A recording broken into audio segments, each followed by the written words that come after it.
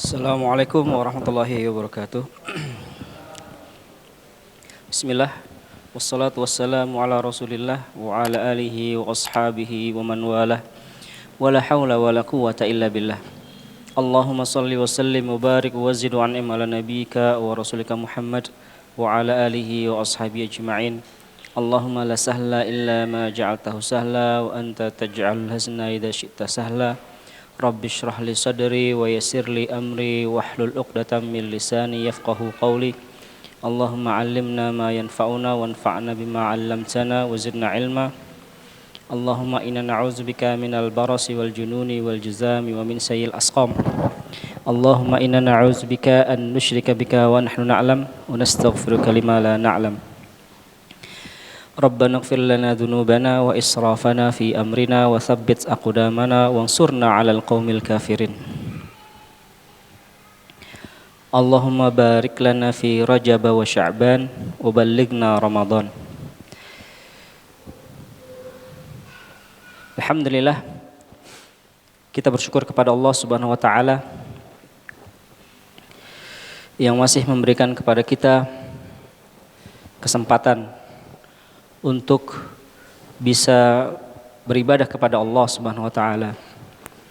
Kesempatan untuk bisa menempuh jalan ketakwaan. Karena sejatinya Allah sudah mengilhamkan kepada kita jalan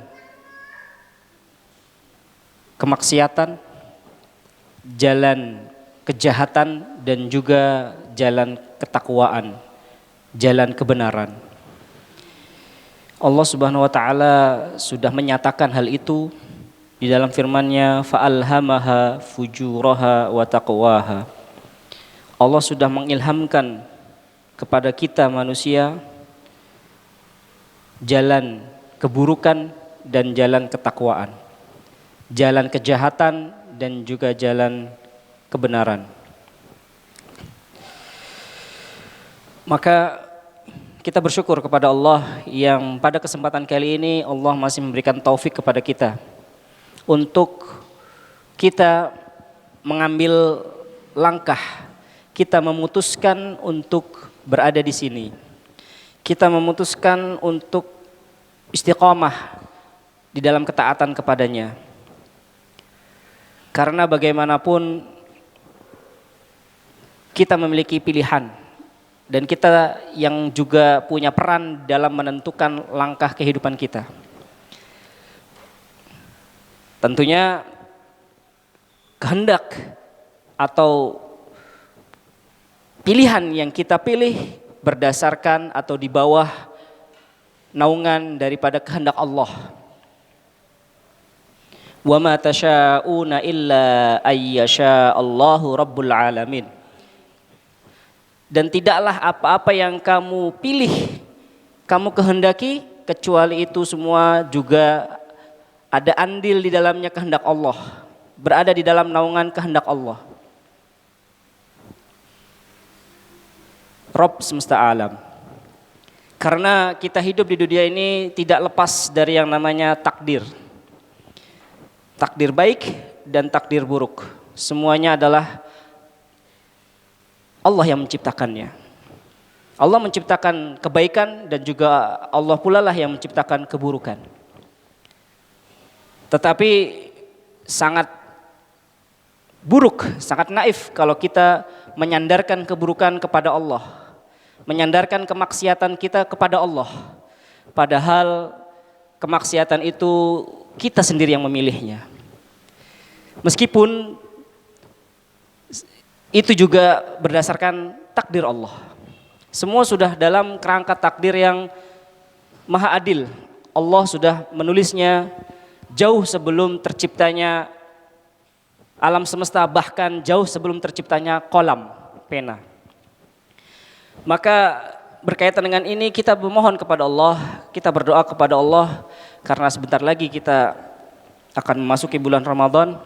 Tidak ada salahnya kita memohon kepada Allah agar Allah menyampaikan kita kepada bulan Ramadan dan Allah sampaikan Ramadan kepada kita dan agar Allah menerima amal-amal ibadah kita di Ramadan yang lalu. Semoga kita bisa merasakan kembali nikmatnya berpuasa di bulan Ramadan. Merasakan kembali nikmatnya beramal soleh.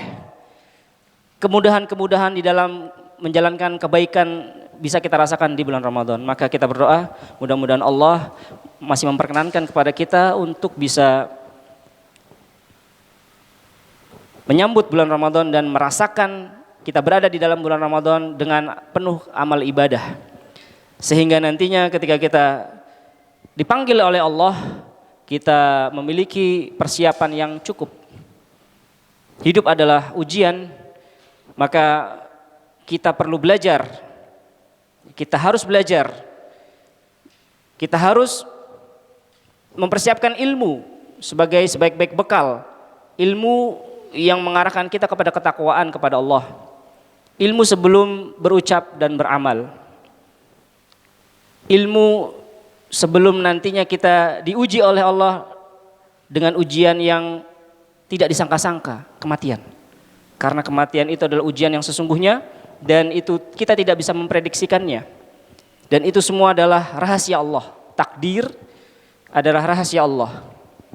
Kita sebagai manusia sedang menapaki takdirnya masing-masing, yang nantinya akan kita pertanggungjawabkan di hadapan Allah kelak di hari kiamat. Pembahasan ini sangat panjang lebar kalau kita ingin membahasnya dari sisi hukum-hukum akidah, perkara akidah. Tetapi di sini pembahasan kita sudah bisa diwakili oleh Al-Imam Adz-Dzahabi dalam konteks dosa besar yang berupa mendustakan takdir. Karena bagaimanapun di luar sana atau bahkan kita mungkin masih merasakan ada perasaan yang seperti tidak bisa menerima terhadap ketentuan Allah. Dan ini seharusnya kita singkirkan jauh-jauh. Perasaan-perasaan seperti tidak bisa menerima takdir itu adalah suatu kesalahan. Apalagi sampai mendustakan takdir. Sebagaimana banyak terjatuh di dalamnya golongan-golongan yang akhirnya tersesat di dalam masalah ini. Baik, sebelum kita melangkah lebih jauh,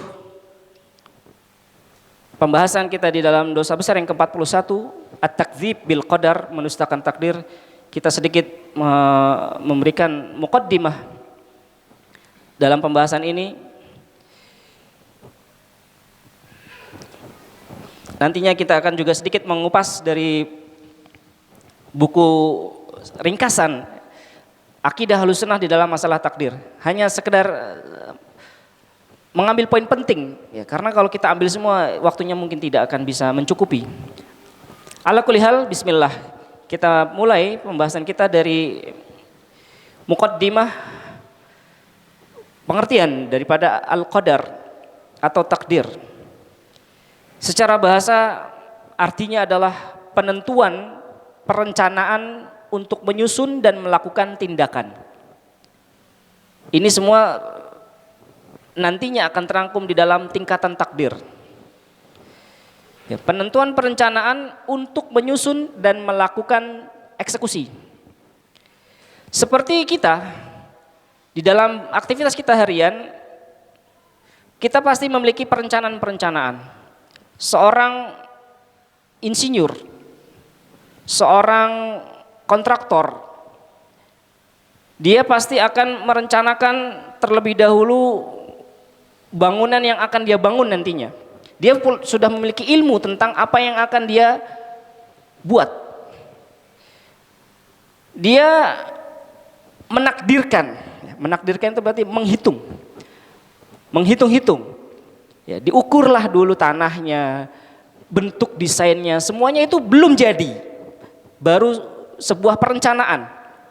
Ya, dalam rangka untuk menyusun dan melakukan tindakan eksekusi nantinya adalah finally-nya adalah ya begini, akhirnya kita bangun dengan seperti ini. Ketika sudah jadi, maka beberapa bagian mungkin tidak sesuai dengan konsep awal dan itu biasa. Ya, kalau kita lihat misalnya konsep mobil, ya kan, pada awalnya seperti ini, ketika jadi mungkin ada beberapa bagian yang tidak disertakan dan itu adalah sesuatu yang wajar.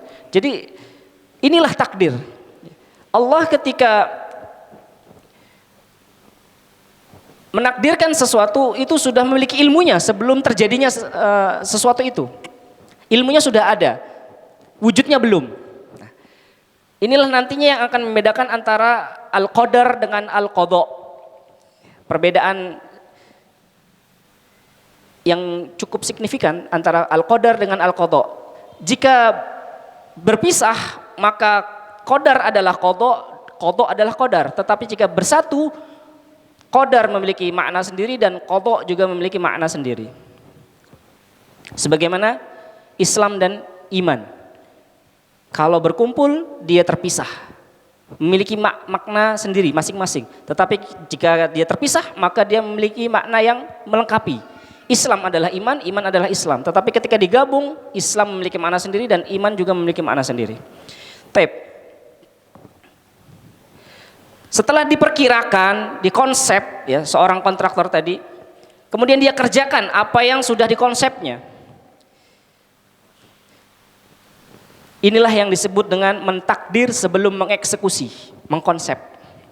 Allah Subhanahu wa taala sudah berfirman dalam masalah ini tentang masalah takdir. Inna kulla syai'in khalaqnahu biqadar. Segala sesuatu itu kami ciptakan sudah sesuai dengan konsepnya. Sudah sesuai dengan takdirnya, ukurannya, perencanaannya. Sudah direncanakan. Jauh sebelum Allah menciptakan alam semesta bahkan kolam. Karena makhluk pertama yang Allah ciptakan adalah pena. Jauh sebelum itu Allah sudah mengetahui tentang apa yang akan terjadi pada makhluknya, ciptaannya. Maka sebagai permulaan dari pembahasan ini, maka kita harus mengetahui beberapa hal yang harus kita perhatikan, poin-poin penting yang harus kita perhatikan terkait masalah takdir. Yang pertama, al-qadar sirrullah, takdir itu adalah rahasianya Allah. Tidak ada yang mengetahui hakikatnya, baik nabi sekalipun, bahkan malaikat. Tidak ada yang tahu tentang hakikat daripada takdir. Bahkan tidak ada yang mengetahui isi lauhil mahfuz. Tidak ada yang mengetahui isi daripada lauhil mahfuz kecuali Allah Subhanahu wa taala. Oleh karenanya datang dalam beberapa perkataan ulama salaf, diantaranya adalah perkataan Ali bin Abi Thalib ketika beliau ditanya, "Ya Abul Hasan, ma taqulu fil qadar?" Wahai Abu Hasan, apa pendapatmu tentang takdir? Faqal, kemudian Ali berkata, "Tariqun mudlimun fala taslukhu." Takdir itu jalan yang gelap, jangan kamu melewatinya. Kemudian ditanya lagi, "Ya Abul Hasan, ma taqulu fil qadar?" Apa pendapatmu tentang takdir? Kemudian Ali bin Abi Thalib kembali menjawab, faqala bahrun azimun la talijhu fala talijhu. Sebuah lautan, ya, takdir itu lautan yang sangat dalam, maka jangan engkau masuk menyelam ke dalamnya. Kemudian ditanyakan lagi yang ketiga kalinya, "Ya Abul Hasan, ma taqulu fil qadar?" Faqala sirrullah fala takallafhu.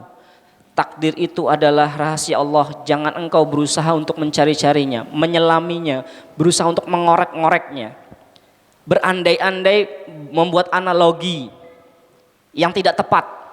Takutnya kita malah terseret kepada kesalahan. Maka kita di sini mencukupkan dengan dalil-dalil yang telah Allah berikan kepada kita, yang telah Rasulullah SAW berikan kepada kita. Karena takdir adalah rahasia Allah, maka Allah pun mengingatkannya di dalam firman-Nya, la yus'alu amma yaf'alu wa hum yus'alun. Terhadap perbuatan Allah, Allah itu tidak akan ditanya tentang apa yang dikerjakannya, tetapi kitalah sebagai makhluk, ya, manusia yang akan ditanya tentang perbuatan kita. Terserah Allah. Allah adalah pencipta yang menciptakan kita. Berbuat sekehendaknya. La yus'al, tidak akan ditanya tentang konsekuensi di balik perbuatan Allah, tetapi justru kitalah yang akan ditanya tentang perbuatan yang kita lakukan. Karena di awal tadi sudah kita sampaikan, Allah sudah mengilhamkan kepada kita jalan keburukan, jalan kefasikan, jalan kefajiran, dan juga jalan ketakwaan. Toh kita sendiri pun akhirnya yang memilihnya. Kita punya andil di dalam memilih menapaki jalan itu. Apakah jalan ketakwaan yang kita ambil atau jalan kefajiran yang kita lewati. Tentunya ketika kita melewati jalan ketakwaan dengan takdir Allah. Ketika kita melewati jalan kefajiran juga dengan takdir Allah. Kemudian yang kedua, oleh karenanya sebelum kita masuk yang kedua, manusia itu tidak ditugaskan untuk menghisap Allah, tetapi manusialah nantinya yang akan dihisap oleh Allah. Jadi nggak perlu kita mempertanyakan tentang kenapa saya jadi ustadz, kenapa saya jadi karyawan, kenapa saya jadi perawat sementara dia dokter, tidak usah. Ya. Semua dengan hikmah yang telah Allah tetapkan, maka kita menjalaninya, mensyukurinya. Toh nantinya kita yang akan dihisap, bukan orang lain, dan juga Allah tidak akan dihisap, tetapi kitalah yang akan dihisap tentang perbuatan kita. Kita juga yang dari awal memilih jalan untuk menjadi perawat, jalan untuk menjadi dokter, jalan untuk menjadi apapun. Kita juga punya pilihan di dalam menentukan langkah kita sendiri. Kemudian yang kedua, al-aqlu lahu had. Akal memiliki keterbatasan. Dan ini adalah pendapat yang benar, bahwa akal adalah memiliki keterbatasan. Sebagaimana indera-indera manusia yang lainnya juga memiliki keterbatasan. Mata kita aja tidak akan sanggup untuk bisa menerobos melihat matahari, karena kita memiliki keterbatasan dalam penglihatan kita. Ya, cahaya matahari yang langsung itu kita tidak mampu untuk melihatnya.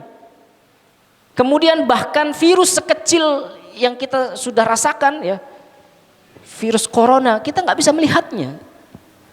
Kita memiliki keterbatasan dalam indera penglihatan kita. Demikian juga dengan pendengaran. Kita tidak bisa mendengar suara yang ada di kejauhan sana. Dan juga suara orang yang berbisik-bisik di sebelah kita. Kita memiliki keterbatasan. Oleh karena itu, penglihatan memiliki keterbatasan, pendengaran memiliki keterbatasan, maka kita memiliki akal yang juga terbatas. Keterbatasan di dalam akal kita. Sebagaimana diriwayatkan oleh Abu Hanifah, bahwa menjadi catatan penting buat kita, semakin dalam seseorang membahas tentang takdir, maka dia seperti melihat matahari. Semakin lama dia menatap matahari, maka akan semakin sakit matanya. Semakin dalam dia membahas takdir, maka dia akan semakin bingung. Maka di sini ada beberapa hal yang kita menundukkan akal kita. Nggak akan sampai kita memikirkannya. Tidak akan mampu kita berpikir tentangnya. Bahkan kita mungkin akan merasa bingung, ya. Suara kita di belahan bumi utara, kita bisa mendengar suara orang yang berada di belahan bumi selatan, telepon. Bisa nggak kita memikirkan dengan akal kita? Kok bisa, ya? Dengan telepon aja, kita kok bisa suara kita terdengar di belahan bumi yang jauh sana. Masya Allah. Orang-orang yang paham mungkin bisa mengetahuinya, tetapi kita belum tentu sampai akal bisa memikirkan tentang hal itu. Demikian juga apa yang ada di dalam tubuh kita. Kita itu sangat lemah, bahkan kita saja harus memohon kepada Allah. Ya Hayyu ya Qayyum bi rahmatika astaghits aslih li sya'ni kullahu wa la takilni ila nafsi tarfata ain. Wahai zat yang maha hidup, yang maha perkasa, astaghits bi rahmatika astaghits, dengan rahmatmu aku minta tolong ya Allah. Aslih li sya'ni kullah, perbaikilah segala urusanku, wala takilni ila nafsi tarfata ain, dan janganlah engkau timpakan semuanya urusan tersebut kepada diriku, karena nggak mampu. Kita tidak mungkin mengatur jantung kita sendiri. Ketika misalnya kita merasa sakit gitu, wahai tubuh segera pulih, nggak bisa. Banyak hal yang kita tidak bisa pikirkan. Tiba-tiba kita sakit padahal tadinya kita sehat bugar, sehat walafiat. Tiba-tiba kita sakit di detik yang lain. Kita banyak hal yang tidak bisa kita pikirkan.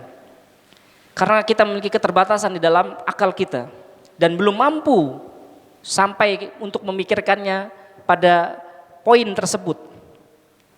Maka jika pada perkara-perkara dunia saja kita memiliki keterbatasan di dalam memikirkannya, maka bagaimana lagi dengan perkara akhirat?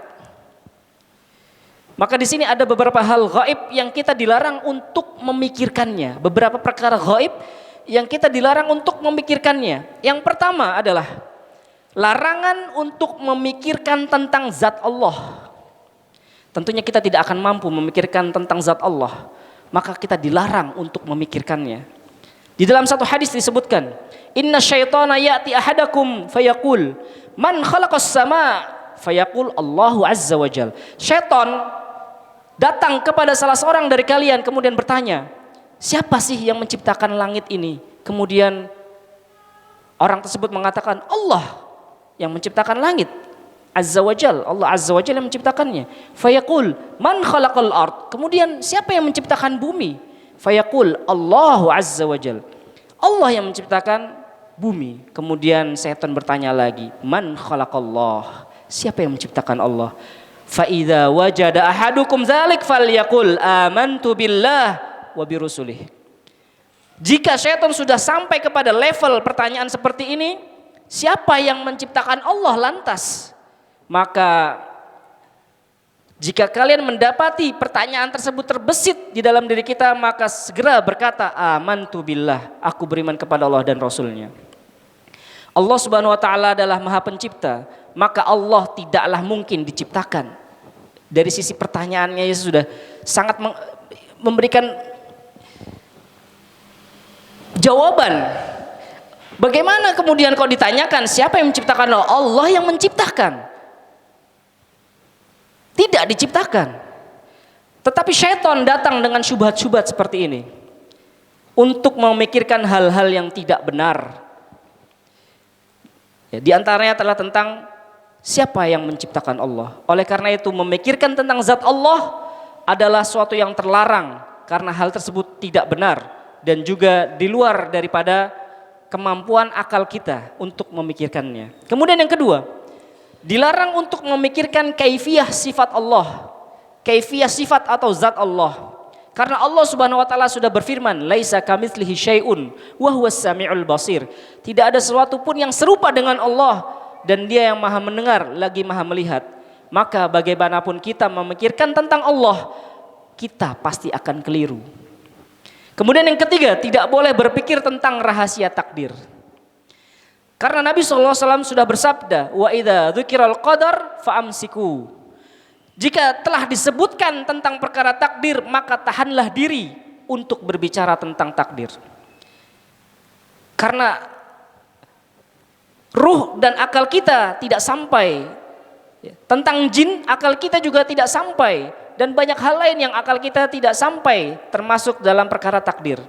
Oleh karenanya yang perlu kita lakukan terkait takdir Allah adalah husnudzon. Dan yakin kepada Allah bahwasannya semua yang Allah sudah takdirkan di atas hikmah yang Dia kehendaki. Semua yang Allah tetapkan pasti ada hikmah di baliknya. Kemudian yang ketiga, hal-hal yang harus kita perhatikan dalam masalah takdir. Sebagian kejadian kita bisa mengetahui hikmahnya dan itu semua adalah karunia dari Allah. Tetapi sebagian yang lain mungkin kita tidak tahu hikmahnya apa. Banyak kejadian yang Allah sembunyikan hikmahnya daripada kita sebagai manusia, sebagai bentuk ujian bagi kita. Sebagaimana orang-orang Arab, ya, orang-orang musyrikin Arab melakukan protes kepada Rasulullah SAW ketika mereka orang-orang Arab musyrikin Arab ya berkata, aha ulai manallahu alaihim min bainina alaisallahu bi'alama bisyakirin. Orang-orang musyrikin Arab berkata, orang-orang semacam inikah di antara kita yang diberikan anugerah oleh Allah? Aha ulai manallahu alaihim min bainina. Kenapa mereka yang diberikan anugerah bukan kita? Alaihissallahu bi'a'lama bisyakirin. Kemudian di sini Allah berfirman, bukankah Allah lebih mengetahui tentang mereka yang bersyukur? Jadi tugas kita adalah husnudzon, bersyukur terhadap takdir baik yang menimpa kita dan bersabar terhadap takdir buruk yang menimpa kita. Allah Subhanahu wa taala juga berfirman, Allahu a'lamu haitsu yaj'alu risalatah sayusibul ladzina ajramu sagharun indallahi wa 'adzabun syadidun bima kanu yamkurun. Allah lebih mengetahui di mana dia menempatkan tugas kerasulan. Allahu a'lamu haitsu yaj'alu risalatah. Dan pada akhirnya kita mengetahui bahwa Nabi kita Muhammad adalah orang terpilih, manusia terpilih, hamba terpilih. Tidak perlu kita tanyakan, kenapa tidak kepada yang lain nama Rasul kita, kenapa tidak namanya yang lain, tetapi Muhammad sebagai Rasul kita. Tidak perlu. Ya. Allah lebih mengetahui di mana dia akan menempatkan tugas kerasulan tersebut. Sayusibul ladzina ajramu, orang-orang yang berdosa, alias orang-orang yang tidak mau mengikuti, membangkang syariat yang Rasulullah SAW telah bawakan, yang telah sampaikan kepada kita, mereka semua akan mendapati saghorun indallah, akan ditimpakan kehinaan di sisi Allah, wa adzabun syadid, dan azab yang pedih, azab yang keras, bima kanu yamkurun, terhadap tipu daya yang telah mereka lakukan. Sejatinya yang kita lakukan, yang kita butuhkan adalah ketundukan terhadap keislaman yang selama ini kita pegang. Al-istislamu lillah bitauhid. Sudah kita pasrah. Kalau kita sebagai seorang muslim berpasrah diri kepada Allah dengan hanya menyembah kepadanya. Wal inqiyadu lahu bitta'ah, dan keterikatan kepada Allah di dalam ketaatan. Kita beribadah, kita menyembah, kita taat kepada Allah.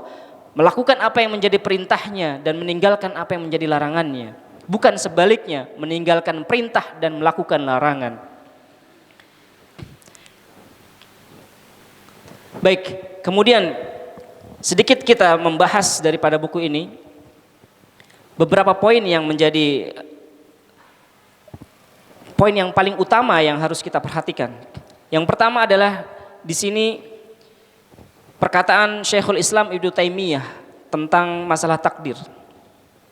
Wa ammas salaf wal a'immah kama annahum muttafaquna 'alal imani bil qadar. Ulama-ulama salaf dan para imam-imam terdahulu, sebagaimana mereka telah bersepakat tentang wajibnya beriman kepada takdir, yaitu apa? Wa annahu ma sya'allahu kan, yaitu apa yang Allah kehendaki terjadi. Wa ma lam yasha' lam yakun, dan jika Allah tidak menghendaki tidak terjadi. Wa annahu khaliqu kulli syai', bahwasannya Allah lah yang menciptakan semuanya. Min af'alil ibad, dari perbuatan manusia, wa ghairuha, dan yang lainnya. Wahum muttafaqun, dan mereka pun juga bersepakat ala itsbati amrihi wa nahyi, tentang tetapnya, tegaknya perintah dan larangan. Jadi sejatinya ketika kita mengimani takdir, justru kita malah bersemangat untuk beribadah. Kita bersemangat untuk menjalankan perintahnya, bukan malah sebaliknya. Kita berpasrah begitu saja karena kita sudah ditakdirkan. Memangnya kita tahu kita ini menjadi penghuni surga atau neraka? Kita nggak tahu. Yang menjadi tugas kita adalah beramal dan beramal, mempersiapkan hari pertemuan dengan Allah, karena sejatinya kita sedang menebalkan takdir kita yang akan kita pertanggungjawabkan nantinya. Setiap hari Allah memiliki perkara yang akan dijelaskan nantinya. Setiap perpindahan hari Allah memiliki urusan. Bahkan setiap detik Allah memiliki urusan dengan kita. Bisa jadi Allah merubah takdir kita dengan sekejap mata. Karena doa-doa kita mungkin, karena ketakwaan kita, karena kita menjadi hamba yang tunduk dan patuh kepada Allah. Ketika kita bermaksiat, bisa jadi Allah segerakan timpakan azab sekonyong-konyong, dan itu adalah kehendak Allah. Allah memiliki urusan. Jadi sejatinya Allah memperhatikan kita setiap detiknya. Makanya dalam setiap langkah yang kita jalankan, tidaklah kita luput dengan berdoa kepada Allah. Karena dengan kita berdoa, kita sedang meminta bimbingan kepada Allah. Sebagaimana kita ketika belajar, ketika kuliah, untuk mengerjakan skripsi aja kita butuh bimbingan. Kenapa? Cepat, lancar, mudah, selesai. Mudah itu yang kita inginkan dari bimbingan. Ketika kita mengerjakan skripsi tanpa bimbingan, bisa-bisa aja. Bisa, tetapi mungkin jalannya terjal. Mungkin kita nggak sampai ke tempat tujuan karena kita terlalu menyombongkan diri dengan kemampuan kita. Makanya di awal tadi ada doa yang harusnya kita ucapkan terus. Ya Hayyu ya Qayyum bi rahmatika astaghits. Selalu kita minta tolong kepada Allah. Aslih li sya'ni kunlah. Perbaikilah segala urusanku ya Allah. Jangan sampai setiap detik pilihan yang kita pilih itu tidak sesuai dengan keridhoanmu. Karena bagaimanapun yang namanya kemaksiatan Allah tidak ridho. Jangan disandarkan kemaksiatan kepada Allah. Meskipun itu juga merupakan takdir Allah. Karena Allah yang menciptakan kebaikan dan keburukan. Bukan seperti ideologinya orang-orang Majusi atau orang-orang Qadariyah yang hanya menghendaki kebaikan, tidak menghendaki keburukan. Lantas keburukan siapa yang menciptakannya? Apakah ada dua Tuhan di dalam semesta ini? Tuhan kebaikan dan Tuhan keburukan? Tidak ada.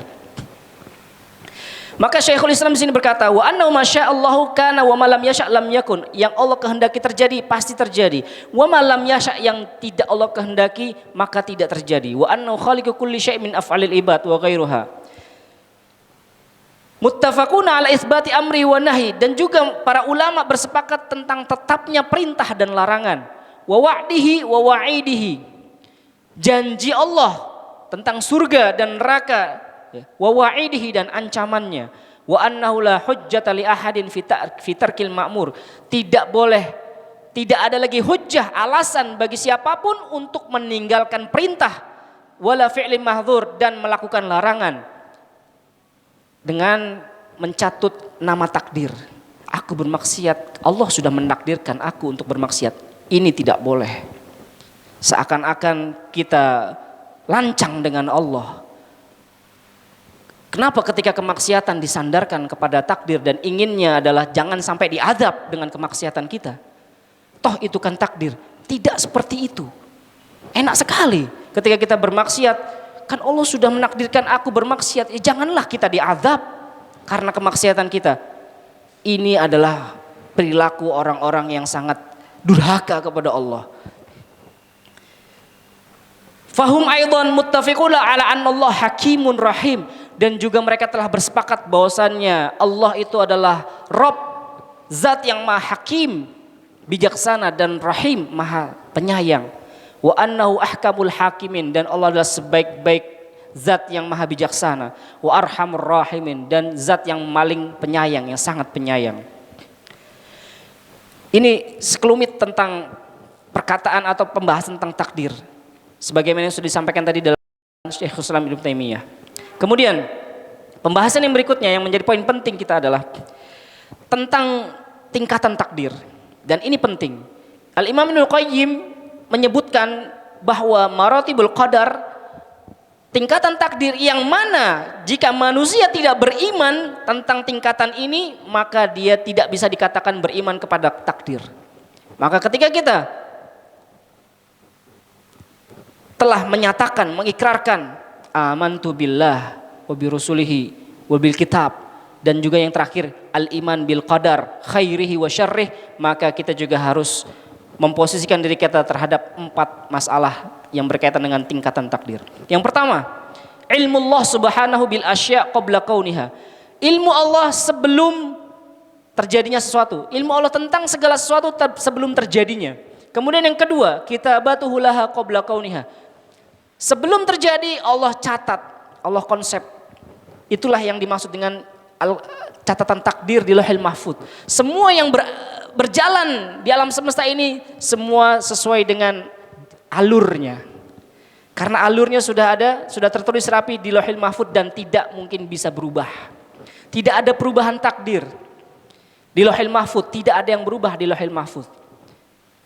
Kalau doa bisa merubah takdir, itu tidak, yang dimaksud dengan merubah takdir di sini bukan merubah Lauhul Mahfuz.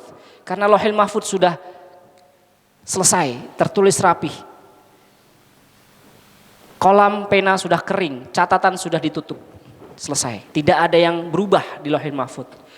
Yang berubah adalah catatan malaikat. Karena kita setiap hari Allah memiliki urusan yang mana setiap hari Allah membagikan takdir yang akan terjadi alam semesta selama sehari ke depan. Dan itu dimulai di pergantian hari, sore hari tadi. Kita ambil sedikit permisalan. Jika kita diberikan catatan takdir yang akan terjadi selama sehari ke depan berupa 5 halaman misal, 6 halaman, dan itu belum tebal, masih berupa blueprint gitu ya. Seperti kita menebalkan tulisan waktu kita sekolah di SD. 6 halaman itu adalah takdir kita yang akan terjadi selama sehari ke depan. Dan ketika kita menebalkannya, tentunya itu sudah berdasarkan dengan halaman yang menjadi hak kita, takdir kita selama sehari ke depan. Apakah kita akan menebalkan halaman pertama atau halaman kedua atau baris yang di atas atau di bawah atau di tengah? Kita memiliki kemampuan, kita memiliki pilihan, dan pilihan yang kita pilih itu punya pengaruh, berpengaruh. Ketika kita memilih kebaikan, maka akan berpengaruh kepada pahala. Ketika kita memilih jalan keburukan, maka akan berpengaruh terhadap dosa dan hukuman. Semuanya adalah sudah sesuai dengan konsep takdir yang sudah ditetapkan di Lauhul Mahfuz.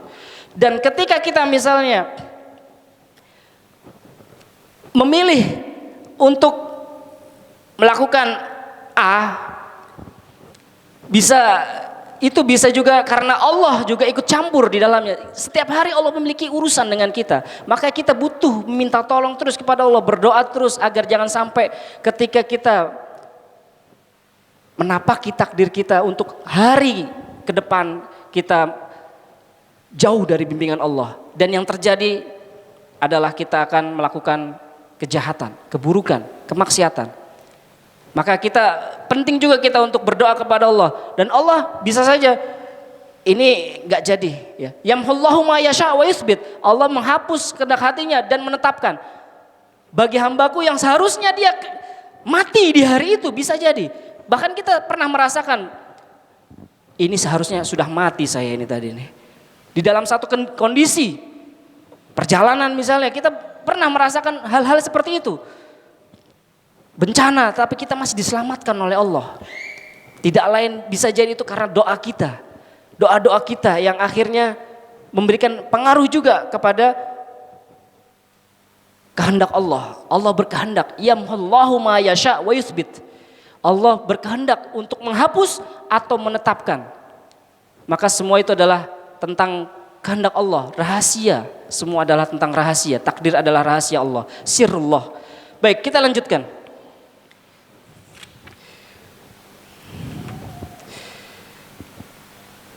Yang pertama tadi adalah ilmu Allah subhanahu wa ta'ala bil asya' qabla kauniha. Kemudian yang kedua, tingkatan yang kedua adalah catatan, kitabatuhu laha. Jadi ketika Allah memiliki ilmu tentang apa yang akan terjadi oleh makhluk, kemudian Allah tulis ya, Allah catat itu sebelum penciptaannya. Kemudian yang ketiga, tingkatan yang ketiga adalah masyiatuhu laha. Kehendak Allah, Allah memiliki kehendak. Bisa kita memiliki konsep mobil ya kan? Sudah dikonsep seperti ini, pada akhirnya mungkin agak jauh berbeda dengan konsep awal, nggak masalah.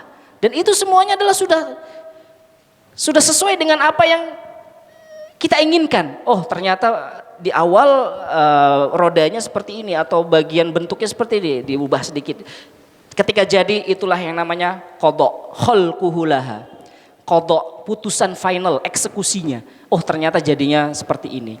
Dan itu nanti yang akan kita pertanggungjawabkan di hadapan Allah. Oh ternyata takdirku seperti itu yang akan aku pertanggungjawabkan. Setelah sebelumnya mengalami perubahan. Ya, setelah mengalami perubahan, kita bisa berubah, mau berubah bisa aja. Sekarang misalnya aku jadi seorang ustadz, besok jadi seorang begal, bisa aja. Dan itu semuanya adalah ada peran. Kita memiliki peran dan Allah juga tentunya berdasarkan alur yang sudah tertulis rapih di dalam Lauhul Mahfuz. Wa ma tasyauna illa ayyasha Allahu rabbul alamin. Dan tidaklah apa yang engkau kehendaki kecuali semua sudah di dalam naungan kehendak Allah. Maka kita, apalagi di zaman sekarang, kita ini bisa jadi siapapun dan apa aja. Hari ini mungkin kita jadi seorang yang baik, besok kita menjadi seorang yang lebih baik lagi, atau bahkan waliyadzubillah menjadi orang yang kebalik. Maka kita tidak bisa menghakimi seseorang ketika dia masih hidup. Kita tidak bisa menghakimi seseorang ketika dia masih hidup. Betapa banyak kita melihat dia sebagai seorang yang beramal ahli surga, di akhir hidupnya ternyata dia mengamalkan amalan ahli neraka dan akhirnya masuk neraka. Dan sebaliknya, berapa banyak kita melihat orang ini amalnya sudah penghuni neraka, tetapi di akhir kehidupannya dia mengamalkan amalan ahli surga dan akhirnya masuk surga.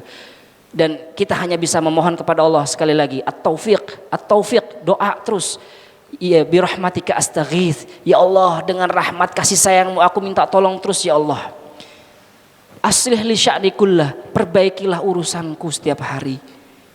Wala takilni ila nafsi tarfata ain, dan janganlah engkau timpahkan semua urusan itu kepadaku karena aku tidak mampu.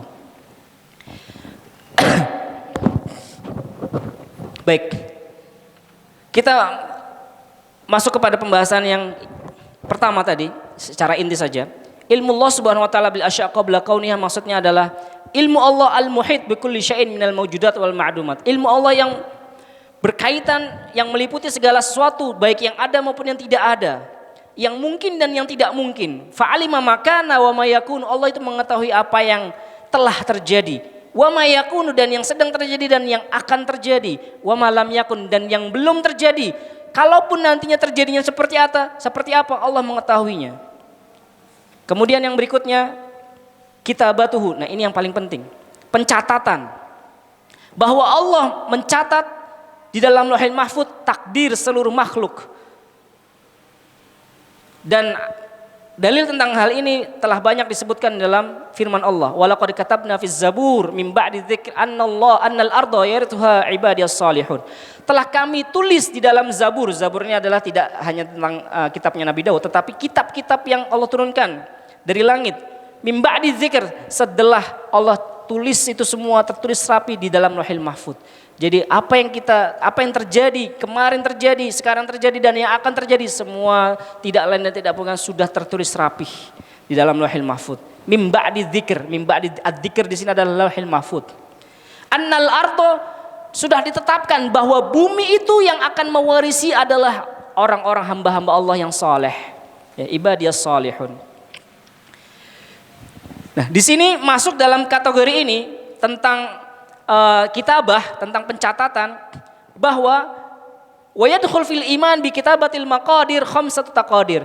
Masuk dalam konsep pentulisan takdir itu ada 5 takdir, 5 penulisan. Yang pertama at-takdir al-azali, ini yang penting. Takdir yang azali, yaitu Lauhul Mahfuz. Qabla khalqis samawati wal ard bi 50.000 sanah. Sebelum Allah menciptakan langit dan bumi 50.000 tahun sebelumnya. Dan ketika Allah menciptakan qalam, ketika Allah menciptakan qalam, ini yang namanya takdir azali. Takdir yang awal, yang sangat awal dan tidak ada yang berubah di situ, tidak ada yang terjadi perubahan di situ. Wa kullu syai'in ahsainahu fi imamin mubin. Dan segala sesuatu sudah kami tulis rapih di dalam Lauhul Mahfuz. Imam Mubin, buku catatan induk, database utama daripada takdir yang akan terjadi oleh seluruh makhluk. Kemudian yang kedua, at-takdir hina akhadallahul mitsaq ala bani Adam. Dan ini tidak ada yang berubah. Takdir yang kedua adalah takdir ketika Allah mengambil perjanjian kepada anak keturunan Adam. Ketika Allah, wa id akhadha rabbuka min bani Adam, mengambil anak keturunan Adam min zuhurihim, dari tulang punggungnya, dzurriyyatahum, anak keturunannya, wa asyhadahum, dan mempersaksikan kepada mereka, ala anfusihim, terhadap diri mereka sendiri, alastu birabbikum, bukankah aku ini adalah Tuhan yang menciptakan kamu. Jadi ketika Allah menciptakan Adam, Allah kumpulkan semua anak keturunannya, semua Allah kumpulkan untuk diambil persaksian, sumpah. Sebagaimana kalau kita belajar atau bekerja ada istilah sumpah profesi. Nah, ini Allah sudah mengambil persaksian kepada semua makhluk dari awal sampai akhir bahwa alastu birabbikum, kata Allah, bukankah aku yang menciptakan kalian semua. Kemudian apa jawaban kita? Qalu bala, iya betul. Engkaulah yang menciptakan kita. Syahidna, kami bersaksi. Antaqulu yaumal qiyamah, ini menjadi bukti agar nantinya di hari kiamat tidak ada lagi yang berkilah, tidak ada lagi yang beralasan. Ketika dia Allah takdirkan menjadi orang yang kafir, tentunya melalui jalan pilihannya sendiri. Kemudian berkilah, kenapa saya masuk neraka? Allah sudah mempersaksikan, alastu birabbikum, bukankah aku dulu telah mempersaksikan kepada kalian semua anak turunan Adam, aku yang menciptakan kalian. Kemudian kata manusia anak turunan Adam, qalu bala, iya betul, engkaulah yang menciptakan kami semuanya.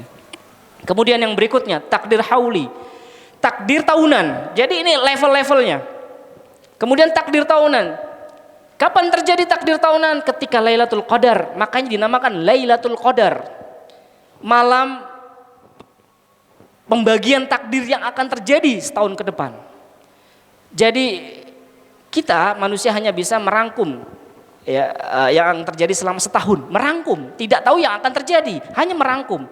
Ketika Lailatul Qadar yang terjadi, dan itulah kenapa dinamakan malam yang istimewa, karena Allah ya seperti rapat tahunan ya, rapat akbar gitu kan. Presiden aja kalau rapat akhir tahun ramainya bukan main gitu. Ini Allah setiap tahun mengadakan ini yang akan terjadi di alam semesta setahun ke depan. Dan tidak ada yang tahu. Bahkan malaikat sekalipun tidak tahu. Dokumen rahasia. Seperti itulah kira-kira. Jadi takdir hauli, takdir tahunan itu terjadi di malam Lailatul Qadar. Yuqaddiru fiha kullu ma yakunu fis sanah. Allah mentakdirkan apa yang akan terjadi selama setahun ke depan. Dalilnya apa? Inna anzalnahu fi Lailatul Qadar.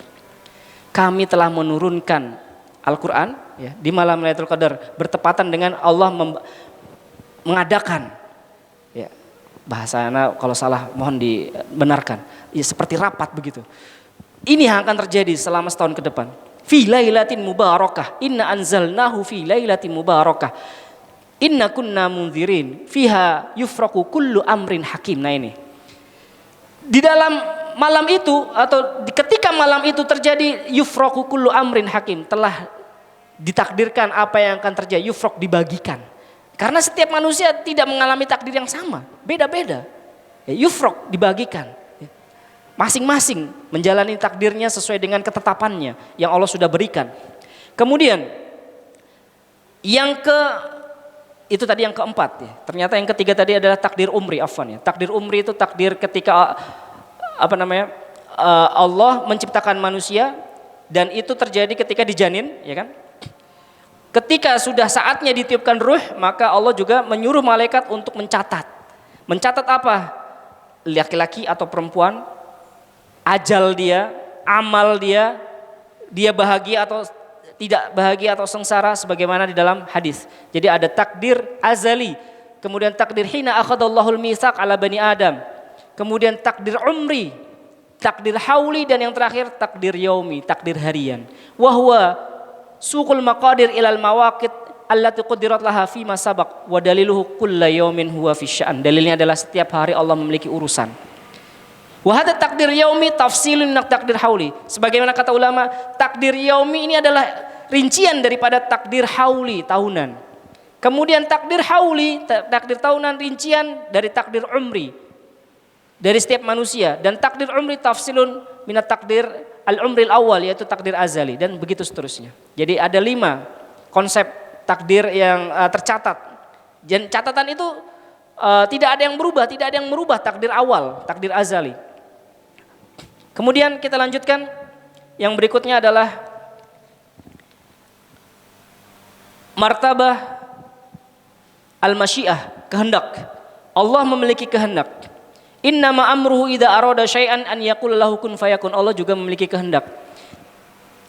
Sesungguhnya perkaranya adalah kalau Allah menghendaki sesuatu, an yaqula lahu kun fayakun, tinggal mengatakan kun maka jadi.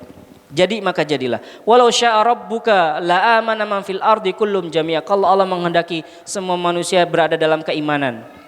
Faman yuridillahu an yahdiyahu yashrah sadrahu lil Islam. Jadi Allah itu memiliki kehendak, bukan seperti pemikirannya orang Qadariyah.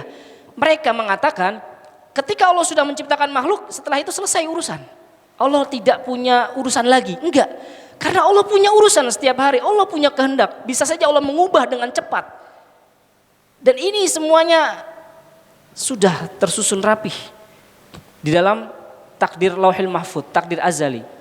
Tidak seperti prasangka atau ideologi orang-orang yang mengatakan ketika Allah sudah menciptakan makhluk, setelah itu makhluk berkehendak dengan sendirinya, terlepas dari kehendak Allah. Tidak.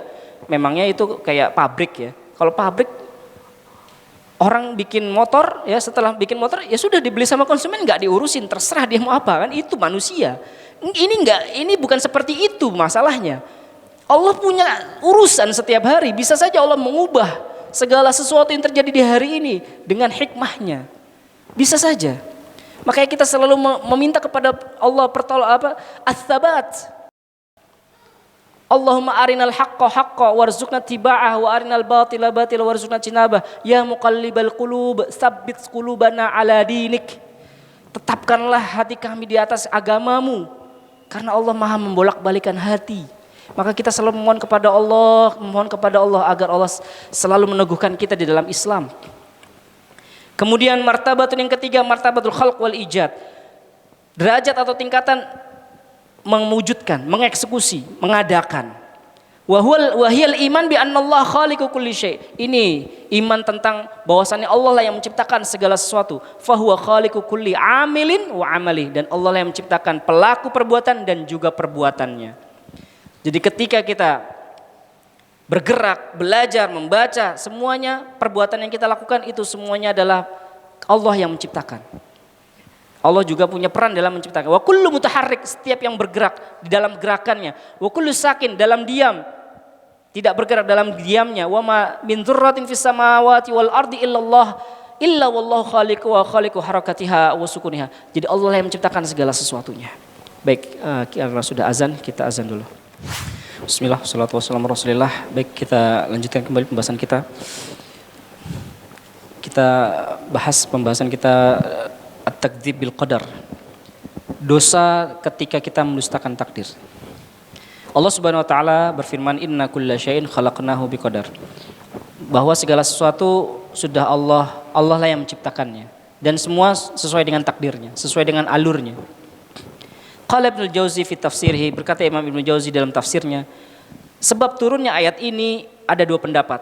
Yang pertama, pendapat yang pertama, musyriki Makkah, orang-orang musyrik Makkah mendatangi Rasulullah SAW mempertentangkan tentang masalah takdir.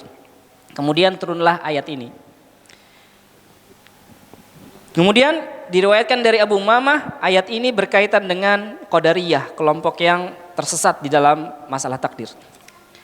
Kemudian sebab yang kedua atau pendapat yang kedua mengenai sebab turunnya ayat ini adalah anna uskup Najran, uskup daerah Najran, orang-orang Najran mendatangi atau datang kepada Rasulullah, kemudian dia berkata, "Ya Muhammad, taz'um annal ma'asi biqadarin wa laysa kadzalik."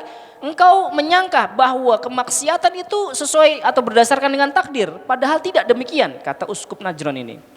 Kemudian Nabi SAW bersabda, antum khusamaullah, kalian ini orang-orang yang membantah Allah, pembangkang Allah, orang-orang yang membangkang Allah. Fanazalat hadhil ayah, maka turunlah ayat ini, innal mujrimina fi dhalali wa su'ur.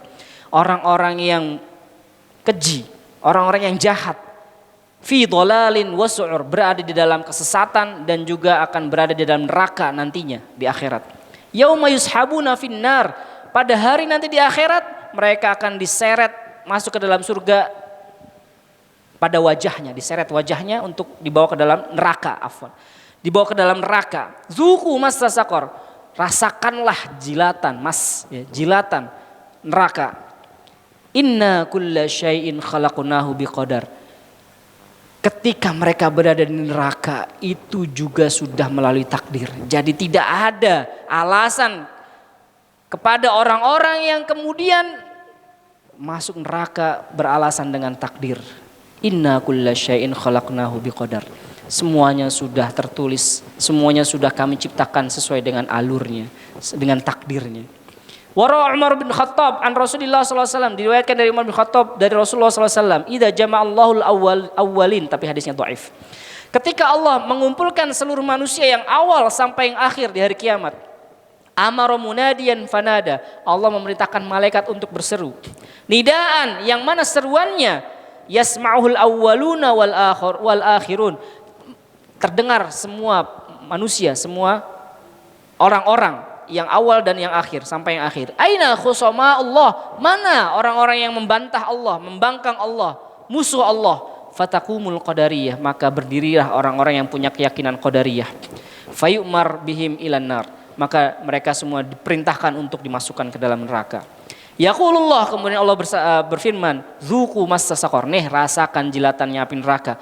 Inna kulla syai'in khalaqnahu biqadar. Sesungguhnya semua itu sudah tercatat rapi di dalam takdir, sudah ada takdirnya. Karena orang qadariyah tidak menginginkan keburukan. Keburukan itu bukan berasal dari Allah. Lantas dari siapa? Lantas siapa lagi yang menciptakan keburukan? Semua Allah yang menciptakan, semua kebaikan keburukan itu semua berasal dari Allah. Dan tatkala terjadinya keburukan, jangan kemudian disalahkan Allah atas keburukan yang terjadi, atas musibah yang terjadi. Apakah kita tidak menginginkan musibah itu datang? Tentunya, tetapi Allah akhirnya menimpakan musibah kepada kita.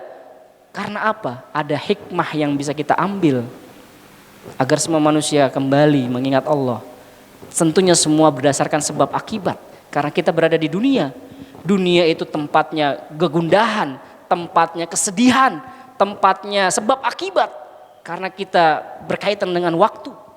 Kalau kita tidak menginginkan terjadinya sebab akibat, ya di surga atau di neraka. Di surga kita minum khamr nggak akan mabuk, nggak ada sebab akibat. Waktu disembelih, yang ada adalah siang terus, bersenang-senang terus. Maka ketika kita berada di dunia, kita hanya menginginkan, ya Allah, taufikmu ya Allah, tunjukilah kami untuk bisa menapaki jalan kehidupan ini adalah jalan yang Engkau ridhoi. Sudah, kita beramal, kita menjalankan apa yang menjadi perintahnya dan menjauhi apa yang menjadi larangannya dengan bimbingan dari Allah. Sekali lagi, kita butuh bimbingan dari Allah, sebagaimana setiap hari kita dibimbing, kita membimbing orang. Maka kita juga butuh bimbingan dari Allah agar kita bisa menapaki hari demi hari dengan ketaatan kepadanya. Baik, kita lanjut. Wa inna ma qila lahum khusama Allah. Dikatakan orang-orang qadariyah ini adalah musuh-musuh Allah, pembangkang Allah. Karena mereka yukhasibuna fi annahu la yajuzu an yuqaddiral ma'siyah 'alal 'abdi tsumma yu'adzibu 'alaihi. Karena orang-orang qadariyah ini beranggapan ketika orang bermaksiat itu kan atas takdir Allah. Kalau sudah begitu jangan diazab lah dengan maksiat yang mereka lakukan, karena itu juga atas takdir Allah. Seperti itu pikiran mereka. Itulah kenapa mereka dinamakan atau diberi gelar khusamaullah, para musuh Allah, para pembangkang, pembantah ya Allah. Waruya Hisham bin Hisan anil Hasan qol, diriwayatkan dari Hisham bin Hisan anil Hasan dari Hasan, wallahi law anna qadariyan shoma hatta yasira kal habl. Demi Allah, jika seorang qadariyah, orang yang punya pemahaman qadariyah, berpuasa sampai dia kurus karena puasanya, atau dia sholat sampai dia bungkuk karena sholatnya, ya, sampai seperti busur, ya, sampai bungkuk begitu, gitu, ketarik gitu. Lakabbahullah ala wajhi fi saqar. Toh nantinya Allah akan menyeret dia dengan mukanya diseret ke dalam neraka Saqar. Kenapa? Karena dia mengingkari iman terhadap takdir, menustakan takdir. Dia tidak pengen, dalam pikirannya dia nggak adil ketika manusia bermaksiat kemudian diazab dengan kemaksiatannya. Itu kan takdir Allah. Astagfirullah. Ini bentuk kedurhakaannya terhadap Allah. Makanya Allah di sini mereka diberi gelar khusama Allah, musuhnya Allah, pembangkangnya Allah. Inna kulla syai'in khalaqnahu biqadar. Sungguhnya segala sesuatu sudah kami ciptakan dengan takdirnya. Warawa Muslim fi sahih min hadis Ibnu Umar. Diriwayatkan juga dari Imam Muslim dalam sahihnya dari hadis Ibnu Umar. Rasulullah SAW bersabda, kulla syai'in biqadar. Semuanya, semua, kulla syai'in sudah dalam alurnya, takdirnya. Hatta al-ajz wal kais, sampai kelemahan dan juga kecerdasan. Ketika kita melihat Masya Allah teman kita cerdas sekali gitu ya, dan kita lemah sekali, itu semua sudah dengan hikmah yang Allah tetapkan melalui takdirnya. Lantas ketika kita lemah gitu, kita sudahlah, kita kan manusia bodoh, tidak boleh kayak gitu. Kita tetap terus ya, berupaya mendekat kepada Allah dengan kemampuan yang kita miliki masing-masing. Wa qala Ibnu Abbas, berkata Ibnu Abbas, kullu syai'in khalaqnahu biqadar maktubun fil lauhil mahfuz. Segala sesuatu sudah kami ciptakan dengan takdirnya, itu semua sudah tertulis rapih di dalam lauhil mahfuz. Qabla wuqu'ihi, sebelum terjadinya hal tersebut. Sebagaimana firman Allah, wallahu khalaqakum wa ma ta'malun. Allah yang menciptakan kalian dan Allah juga yang menciptakan perbuatan yang kalian lakukan. Jadi ketika Allah menciptakan kita dan kita berbuat A, B, C, D, melakukan kebaikan, ketaatan, keburukan, itu juga semuanya Allah yang menciptakan. Tidak lantas kemudian Allah lepas. Ketika Allah sudah menciptakan kita, kemudian kita seenaknya saja dan itu tidak ada kaitannya dengan takdir. Tidak seperti itu. Karena di sini Allah sudah berfirman, wallahu khalaqakum wa ma ta'malun. Dan apa yang kalian perbuat itu juga Allah yang menciptakannya. Berkata Ibnu Jarir, di dalam ayat ini ada dua sudut pandang. Ahaduhuma antakuna bima'nal masdar. Yang pertama maksudnya adalah makna masdar. Maka artinya menjadi wallahu khalaqakum wa amalakum. Allah yang menciptakan kalian dan juga amal kalian. Kemudian sudut pandang yang kedua dalam menafsirkan ayat ini artinya adalah yang. Maksudnya bagaimana? Maksudnya menjadi artinya adalah wallahu khalaqakum wa khalaqal ladzi ta'malunahu biaidikum minal asnam. Allah yang menciptakan kalian dan juga Allah yang menciptakan perbuatan kalian ketika kalian bermaksiat, ketika kalian menciptakan patung-patung yang disembah. Ya, patung-patung yang kalian sembah, yang kalian buat itu juga Allah yang menciptakannya. Allah yang mentakdirkannya maksudnya. Wa fi hadhil ayat dalilun ala anna af'alal ibad makhluqatun wallahu a'lam. Ayat ini kemudian menjadi dalil yang sangat utama bahwasannya perbuatan manusia itu juga makhluk Allah yang menciptakannya gitu. Dan berikutnya Allah Subhanahu wa taala berfirman fa'alhamaha fujuraha wa taqwaha. Allah sudah mengilhamkan kepada manusia fujuraha, jalan kefujuran, kefajiran, jalan keburukan, jalan kemaksiatan, wa taqwaha, dan juga jalan ketakwaan. Al-ilham iqa'us syai' fin nafs, memasukkan sesuatu ke dalam jiwa. Qala Sa'id bin Jubair alzamaha, maksud dari alhamaha adalah alzamaha. Jadi di dalam ayat ini maksudnya, berkata Sa'id bin Jubair, maksud alhamaha adalah alzamaha.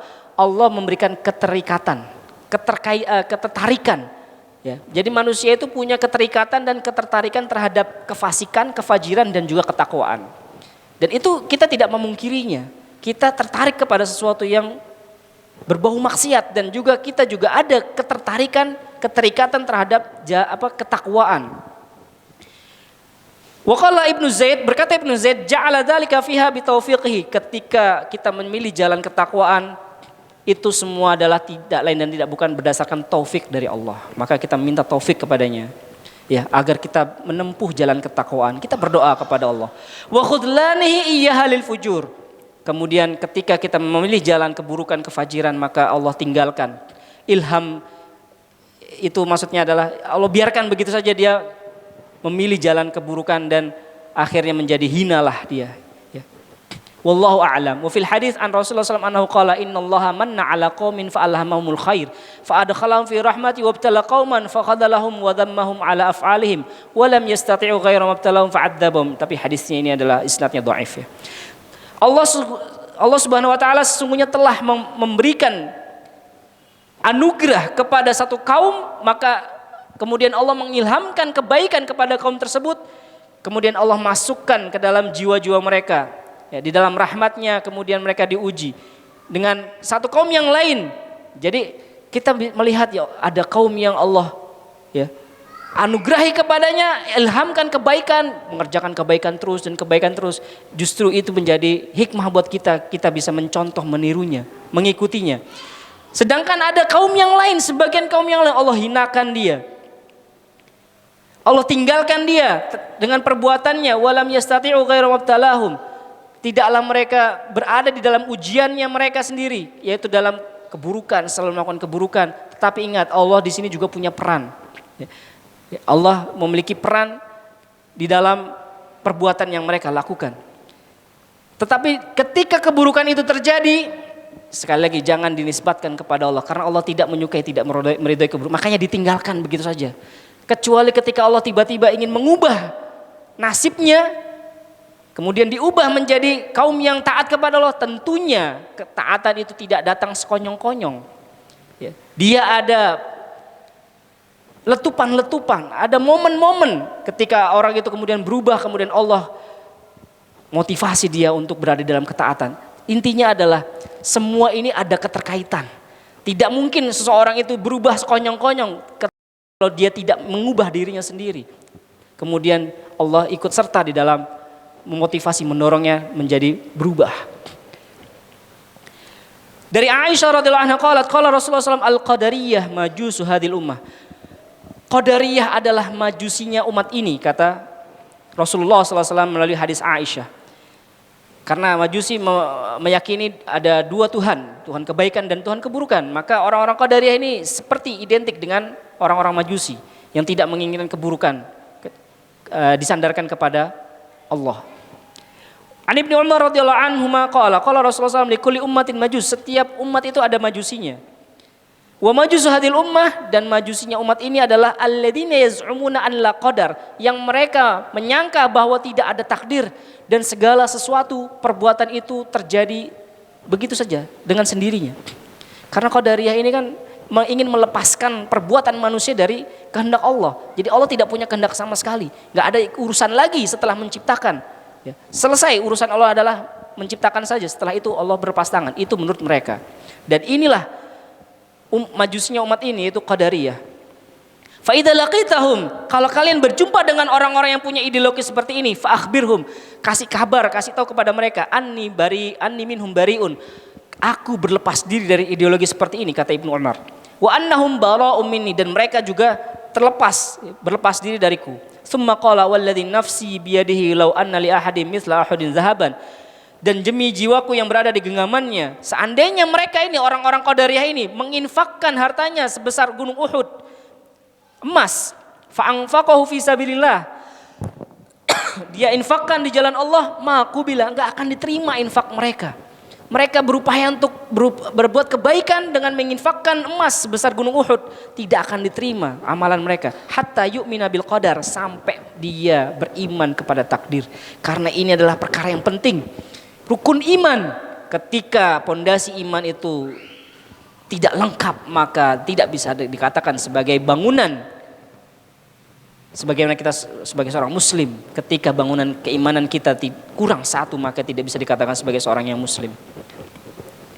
Sampai dia beriman kepada takdir yang baik dan juga takdir yang buruk. Kemudian disebutkan hadis Jibril yang berkaitan dengan iman. Iman itu apa? Antu'mina billah wa malaikatihi wa kutubihi wa rusuli wa tu'mina bil qadari khairihi wa syarrih. Iman itu adalah mengimani kepada Allah, beriman kepada Allah, kepada malaikatnya, kepada kitabnya, kepada rasulnya, dan terakhir kepada takdir yang baik dan juga takdir yang buruk. Maka ketika kita mengimani Allah, malaikat, kitab, rasul, tapi kita tidak yakin dengan takdir, kita mendustakan takdir, sama saja itu bukan bagian dari keimanan.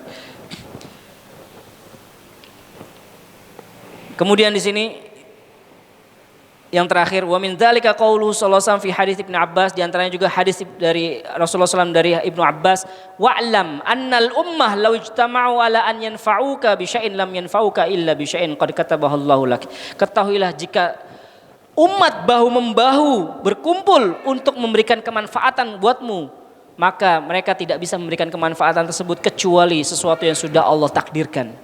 Dan juga ketika mereka bahu membahu untuk memberikan kemudaratan, menimpakan bahaya kepadamu, mereka tidak akan bisa memberikan bahaya kepadamu kecuali yang sudah Allah tetapkan bahaya tersebut menimpamu. Rufi'atil aqlam, ini yang penting. Kolam pena sudah diangkat, wajaffatis suhuf, dan lembaran sudah kering, sudah tetap, tidak ada yang berubah. Sudah ditutup buku takdir. Wa madhabus salaf, kemudian madhabnya para ulama salaf, wa aimatul khalaf, dan juga para imam-imam setelahnya, anna man sadaqa bihadil umur, barang siapa yang meyakini iman terhadap Allah, malaikat, kitab, rasul, dan hari al-takdir khair dan syar, tasdiqan jaziman, dengan keyakinan yang pasti, yang tetap, yang teguh, la raiba, tidak ada keraguan, wala taraddud, kana mu'minan haqqan, maka itulah seorang mukmin sejati. Sawan kana dzalika an barahin qati'ah wa i'tiqad jazimah, wallahu a'lam. Meskipun itu datangnya berupa petunjuk-petunjuk yang menegakkan dan juga keyakinan-keyakinan yang pasti. Wallahu a'lam. Mungkin ini yang bisa kita bahas pada kesempatan kali ini. Demikian, mohon maaf jika ada kesalahan dan kekeliruan dalam kata-kata. Subhanakallahumma bihamdika asyhadu an la ilaha illa anta astaghfiruka wa atubu ilaik. Assalamualaikum warahmatullahi wabarakatuh.